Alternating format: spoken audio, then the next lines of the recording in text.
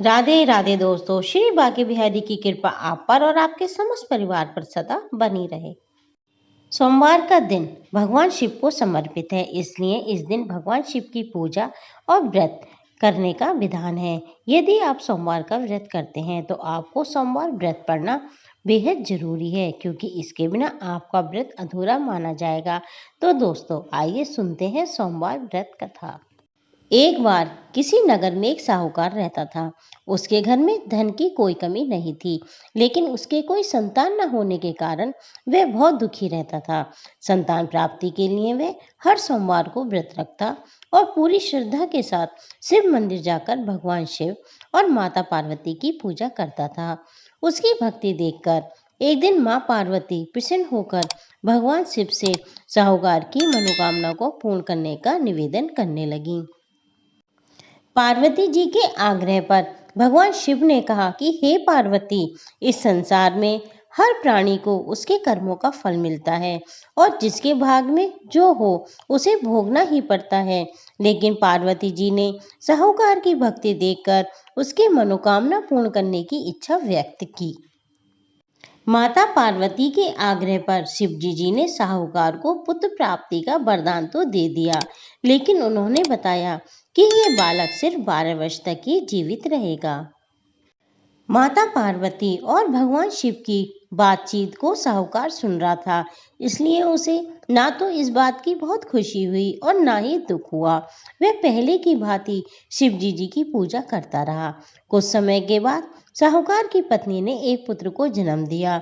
जब वह बालक 11 वर्ष का हुआ तो उसे पढ़ने के लिए काशी भेज दिया गया। साहूकार ने पुत्र के मामा को बुलाकर उसे बहुत सारा धन देते हुए कहा कि तुम इस बालक को काशी विद्या प्राप्ति के लिए ले जाओ। तुम लोग रास्ते में यज्ञ कराते जाना और ब्राह्मणों को भोजन दक्षिणा देते हुए जाना। दोनों मामा भांजे इसी प्रकार यज्ञ कराते और ब्राह्मणों को दान दक्षिणा देते काशी नगरी निकल पड़े। इस दौरान रात में एक नगर पड़ा, जहां नगर के राजा की कन्या का विवाह था। लेकिन जिस राजकुमार के साथ विवाह होने वाला था वह एक आंख से काना था। राजकुमार के पिता ने अपने पुत्र के काना होने की बात को छुपाने के लिए सोचा, क्यों ना उसने साहूकार के पुत्र को दूल्हा बनाकर राजकुमारी से विवाह करा दूं।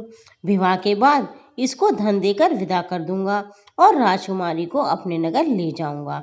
लड़के को दूल्हे के वस्त्र पहनाकर राजकुमारी से विवाह करा दिया गया।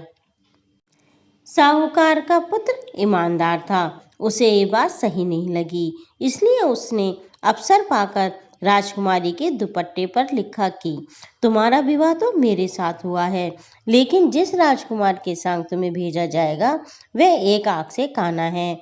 मैं तो काशी पढ़ने जा रहा हूँ। जब राजकुमारी ने चुन्नी पर यह बात लिखी देखी और पढ़ी तो उसने अपने माता पिता को ये सब बातें बताईं। राजा ने अपनी पुत्री को विदा नहीं किया, फिर बारात को संयोगवश उसी समय शिवजी और पार्वती जी उधर से जा रहे थे। पार्वती माता ने भोलेनाथ से कहा, स्वामी, मुझे इसके रोने के स्वर सहन नहीं हो रहा है, आप इस व्यक्ति के कष्ट को दूर करें। जब शिवजी जी मृत बालक के समीप गए तो बोले कि ये उसी साहूकार का पुत्र है जिसे मैंने 12 वर्ष की आयु का वरदान दिया था। अब इसकी आयु पूरी हो चुकी है। लेकिन मातृभाव से विभोर माता पार्वती ने कहा कि हे महादेव, आप इस बालक को आयु देने की कृपा करें, अन्यथा इसके वियोग से इसके माता पिता तड़प तड़प कर मर जाएंगे। माता पार्वती के पुनः आग्रह पर भगवान शिव ने उस लड़के को जीवित होने का वरदान दिया। शिवजी जी की कृपा से वह लड़का जीवित हो गया। शिक्षा पूरी करके लड़का मामा के साथ अपने नगर की ओर वापस चल दिया। दोनों चलते हुए उसी नगर में पहुंचे जहां उसका विवाह हुआ था। उस नगर में भी उन्होंने यज्ञ का आयोजन किया। उस लड़के के ससुर ने उसे पहचान लिया और महल में ले जाकर उसकी खातिरदारी की और अपनी पुत्री को विदा किया। इधर साहूकार और उसकी पत्नी भूखे प्यासे रहकर बेटे की प्रतीक्षा कर रहे थे।